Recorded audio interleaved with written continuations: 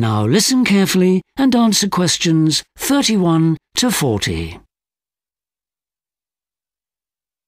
Today, we are going to look at how the phenomenon known as gamification has really exploded in recent years. So what exactly is gamification? It has been defined as the use of games thinking and mechanics in non-game situations, such as for business. Up to now, its most common function has been marketing. It is extremely popular with big companies, but as we'll see, it also has many other uses. Gamification techniques work on our natural desire for competition. One way they do this is by providing a reward, for example, badges or points, or providing a type of virtual currency. But don't be fooled into thinking the concept is a novel one. Just think of the frequent flyer incentive schemes that were initiated by airlines to try and retain customers. In fact, it's been around for years. However, it has become more prolific with advances in technology. So how is gamification being used? Well, it is seen as an excellent way of obtaining almost instantaneous feedback through common social media sites. However, there are other areas where it is increasingly being used, in particular as a means of trying to convince people through fun activities to alter their behaviour. Another use is in education or training in the workplace, especially when it is just not feasible to train people on the real thing. Good examples of this are the aircraft simulators used by pilots or the urban simulators used by town planners.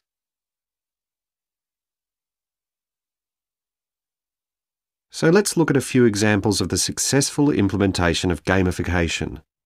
One perhaps surprising use of gamification has been in official campaigns by governments and authorities who have quickly seen its potential.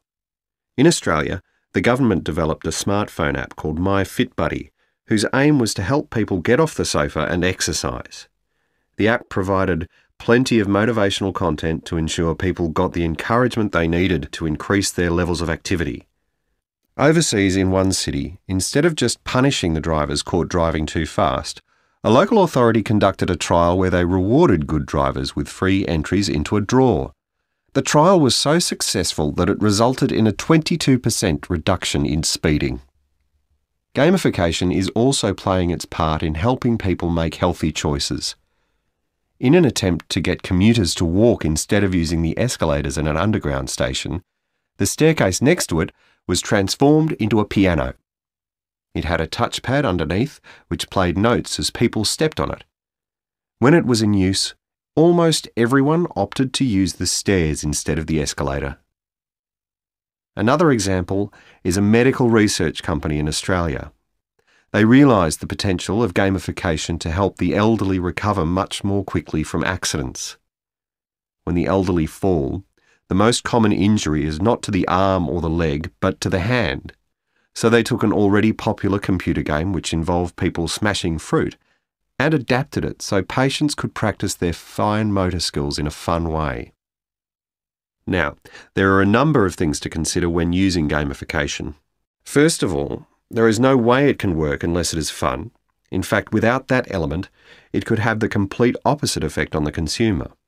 In addition, as companies are often obtaining a lot more personal information and data on their customers this way, they should always be mindful of their legal obligations in terms of legislation relating to privacy. So now, it's over to you to think of other examples of gamification that you might have come across. That is the end of section 4. You now have half a minute to check your answers.